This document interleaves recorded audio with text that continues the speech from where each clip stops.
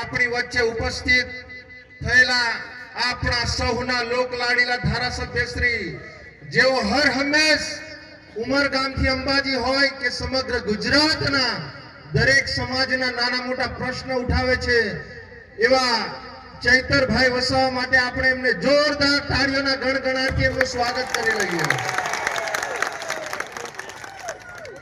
અહીંયા છોટાઉદેપુર જિલ્લાના પ્રમુખ શ્રી એવા રાધિકાબેન રાઠવાજી અહીંયા આપણી સાથે આજે જોડાયા એવા પરેશભાઈ રાઠવા, રાજેશભાઈ રાઠવા, રંજનભાઈ તડવી તેમજ સરપંચશ્રીઓ, ડોક્ટરશ્રીઓ અને આજુબાજુ ગામમાંથી પધારેલ અમારા યુવા સાથી મિત્રો, ભાઈઓ બહેનો નો અમે આજ રોજ આમ આદમી પાર્ટી પરિવાર તરફથી આપ સર્વેનું અમે દિલથી ખૂબ ખૂબ હાર્દિક સ્વાગત કરીએ છીએ. મિત્રો, અહીંયા ગાડી ખરેખર દેખાઈ રહ્યું છે કે આજે કવાંટની જનતા ખરેખર પરિવર્તન ઈચ્છી રહી છે. ઈચ્છી રહી છે ને? આપણે પરિવર્તન લાવવાનું છે ને? બદલાવ લાવવાનો છે ને? આ તમારું જે જુનૂન અને તમારો જે ઉત્સાહ અહીંથી લાગી રહ્યું છે કે ખરેખર આ ભારતીય જનતા પાર્ટી ને કોંગ્રેસમાંથી હવે આપણે પરિવર્તન તરફ જઈ રહ્યા છીએ. મિત્રો, ડેડિયાપાડાની જનતા એ તો જાગી ગઈ હતી 2022 થી જ, અને એમણે વિચારી લીધું હતું કે આ ભાજપ અને કોંગ્રેસ થી અમે કંટાળી ગયા છે, અને એમણે આપણાને એક ટાઈગર આપી દીધો છે. ટાઈગર. મિત્રો, આજે આ ભાજપ અને કોંગ્રેસના તમે જોતા હશો, આજે ઉમરગામથી સમગ્ર અંબાજી સુધી એ લોકો કોઈ પણ ધારાસભ્ય હોય, સાંસદ સભ્ય હોય કે કોઈને હમણાં નવા નવા પદ આપી દીધા હોય, નવા નવા હોદ્દાઓ આપી દીધા હોય, એ કૂતરાઓ આજકાલ બહુ ફસે છે.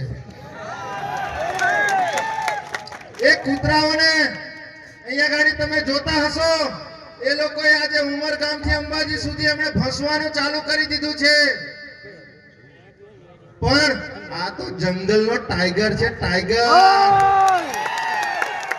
આ કૂતરાઓ હોય કે પોપટો હોય કે વાંદરાઓ હોય, એમનાથી કઈ ફરક પડવાનો નથી.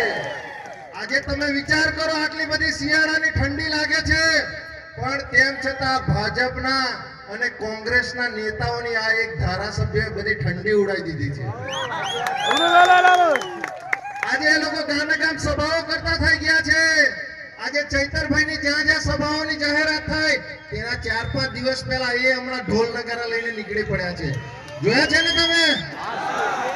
આ 5-5 વર્ષથી કોઈ દિવસ આપણને તાલુકાનો સદસ્ય જોવા નતો મળતો, કોઈ દિવસ આપણને જિલ્લાનો સદસ્ય જોવા નતો મળતો, કોઈ દિવસ ધારાસભ્ય જોવા નતો મળતો કે કોઈ દિવસ સાંસદ સભ્ય જોવા નતો મળતો. આજે તે લોકો નાચતા કૂદતા થઈ ગયા છે.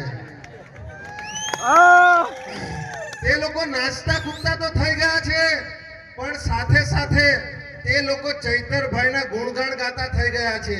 આજે તમે જુઓ, આજે એમની જેટલી પણ સભાઓ થાય છે, જેટલી પણ મીટિંગો થાય છે, જેટલા પણ કાર્યક્રમો થાય છે, એ લોકો વિકાસની વાત નથી કરતા.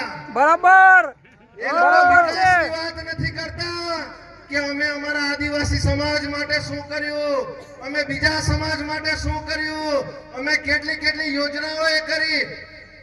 એ લોકો રાત દિવસ 4-5 દિવસ પહેલા જાહેરાત કરી દે કે અમારે કવાંટમાં કાર્યક્રમ કરવો છે, અમારે છોટાઉદેપુરમાં કાર્યક્રમ કરવો છે, અમારે દાહોદમાં કાર્યક્રમ કરવો છે, અમારે સોનગઢ વ્યારામાં કાર્યક્રમ કરવો છે. તો ત્યાં ગાડી જે કાર્યક્રમો કરે ત્યાર પહેલા આ ભાજપની જે આ નારંગી ગેંગ એ તૈયાર કરી રહી છે કે ચૈતરભાઈ માટે મારે સ્ટેજ પર આવીને શું બોલવું છે. મારે ચૈતરભાઈ માટે સ્ટેજ પર આવીને શું બોલવું છે. આ ચૈતરભાઈ તો હિન્દુ વિરોધી છે, આ ચૈતરભાઈ તો આદિવાસી વિરોધી છે, આ ચૈતરભાઈ તો ફલાણાએ આમ કરી નાખ્યું, એમણે તેમ કરી નાખ્યું. અરે ભાઈ, ચૈતરભાઈ વસાવા 2022 થી ધારાસભ્ય છે. તમે તો 10-10, 15-15 વર્ષ, 30-30 વર્ષ, 35-35 વર્ષથી તમારી સરકાર છે, પણ તેમ છતાં આ એક ધારાસભ્ય 2022 થી હજુ તો ખાલી ચૂંટાઈને એને એન્ટ્રી મારી છે. 2026 માં તાલુકા, જિલ્લા પંચાયત અને નગરપાલિકાની ચૂંટણીઓ આવે છે. આ તાલુકા, જિલ્લામાં તમારા સુપડા સાફ ના કરી નાખે તો તમે જોઈ લેજો. અને 2026 પછી 2027 ની પણ તૈયારી રાખજો. જે લોકો વિધાનસભામાં બેઠા છે, આ આદિવાસી ના જે જન્મના પ્રમાણપત્ર પર તમે જે બેઠા છો ત્યાં ગાડી, તો એ ભાજપ અને કોંગ્રેસના નેતાઓને પણ આ જાહેર મંચ પરથી કહેવા માંગે છે કે 2026 માં અને 2027 માં તમારી ખુરશી પણ આ સમગ્ર આદિવાસી વિસ્તારમાંથી છીનવાઈ જશે. મિત્રો, આપણે જાગવું પડશે. આજે 2022 થી આ ધારાસભ્ય ચૈતરભાઈ વસાવા આજે ધારાસભ્ય બન્યા છે. એ રાત દિવસ ઉમરગામથી અંબાજી હોય કે સમગ્ર ગુજરાતના પ્રશ્નો ઉઠાવે છે. આજે તમે દરેક સોશિયલ મીડિયામાં જોઈ લો, એ ઇન્સ્ટાગ્રામ હોય, યુટ્યુબ હોય, ફેસબુક હોય, વોટ્સએપ હોય, આજે દરેક જગ્યાએ ચૈતરભાઈ વસાવા આજે દરેક સમાજના પ્રશ્નો ઉઠાવે છે. આ ભારતીય જનતા પાર્ટીની આ નારંગી ગેંગ એ ફક્ત ખુરશી પર બેસી અને એ ફક્ત તમાશા જોઈ રહી છે. એ ફક્ત આપણા આદિવાસી વિસ્તારમાં જે કરોડો રૂપિયાનો જે બજેટ આવે છે, એના રૂપિયે એ લોકો આ તાગડ ધીમના કરી રહ્યા છે. એ લોકો વિકાસના નામે એ લોકો આપણી કરોડો રૂપિયાની આ ગ્રાન્ટો વાપરી રહ્યા છે. પણ મિત્રો, આપણે જાગવું પડશે. આજે આ કવાંટ હોય કે સમગ્ર છોટાઉદેપુર જિલ્લામાં આજે તમે જોઈ લો, આજે જેટલા લોકોનું એક્સિડન્ટ થાય છે, એ લોકોને હાર્ટ એટેક આવે છે, એ લોકોને કોઈ પણ જાતની ગંભીર બીમારી થાય છે, આપણે તમામ લોકોને આપણે બરોડા લઈ જવા પડે છે. લઈ જવા પડે છે ને? અને જેટલા લોકો આપણે બરોડા લઈ જઈએ છીએ, એ ફક્ત છોટાઉદેપુરના હોય, નર્મદાના હોય કે બરોડા જિલ્લાના હોય કે સમગ્ર ટ્રાઇબલ વિસ્તારના હોય, આ એ લોકો આપણે જે હોસ્પિટલોમાં લઈ જઈએ છીએ, એમાંથી 90% લોકો એક્સપાયર થઈને આવે છે.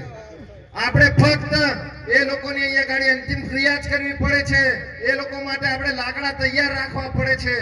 આ ભારતીય જનતા પાર્ટીની જે નારંગી ગેંગ છે, એ નારંગી ગેંગ મોટા મોટા વાયદાઓ કરે છે, મોટા મોટા તાયફાઓ કરે છે. આપણાને 5-5, 10-10 લાખ રૂપિયાના આયુષ્યમાન કાર્ડ આપ્યા છે. એ કાર્ડો કોઈ જગ્યાએ ચાલે છે ખરા? અહીંયા ચાલે છે? એટલે મિત્રો, તમારે બધાએ જાગવું પડશે.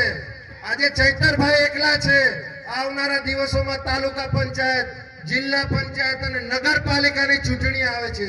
આપણે આવનારા દિવસોમાં દરેક ગામે ગામ, દરેક ઘરે ઘરે આપણે ચૈતરભાઈ પેદા કરવો પડશે. પેદા કરવાના ને? અને આપણે આ તાલુકા પંચાયત અને જિલ્લા પંચાયતમાં પણ આપણે એવા પ્રતિનિધિને આપણે જીતાડીને લાવવાના છે. જેવી રીતે ચૈતરભાઈ વસાવા વિધાનસભામાં ગર્જના કરે છે, જેવી રીતે ચૈતરભાઈ વસાવા પોલીસ પ્રશાસન સામે લડે છે, સરકાર સામે લડે છે, એવી જ રીતે આપણા વિસ્તારમાંથી આપણે તાલુકા પંચાયત અને જિલ્લા પંચાયતમાંથી ચૂંટાવીને એવા લોકોને બેસાડવાના છે કે જે લોકો શિક્ષણની વાત કરે, જે લોકો આરોગ્યની વાત કરે, જે લોકો આ રોડ રસ્તાની વાત કરે, આપણને જે માળખાકીય સુવિધાઓ જોઈએ છે એની વાત કરે. આપણે એવા નેતાઓને આવનારા દિવસોમાં ચૂંટાવીને લાવવાના છે. તમે બધા તૈયાર છો ને? જોજો, આ નારંગી ગેંગ આવશે. હા, હવે તમારા ઘરે ઘરે તૈયારી છે. એટલે તમે જાગતા રહેજો. નિખર મોટા મોટા વાયદા, મોટા મોટા કાર્યક્રમ 100, 200, 500 રૂપિયા આપીને તમને જતા રહેશે અને એનું પરિણામ આપણે 5-5 વર્ષ સુધી ભોગવવું પડશે. વધુ ન કહેતા આપણે આપણા લોક લાડીલા ધારાસભ્ય શ્રીને પણ આપણે